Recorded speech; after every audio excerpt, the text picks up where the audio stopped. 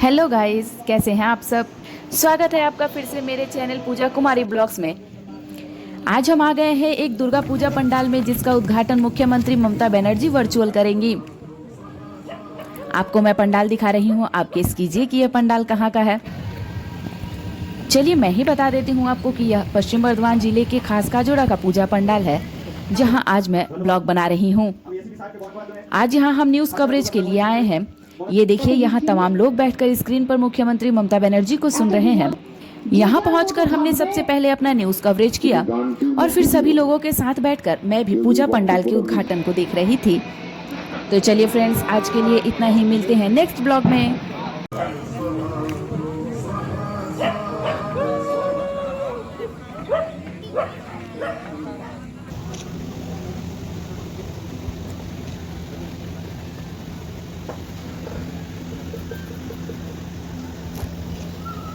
ধন্যবাদ।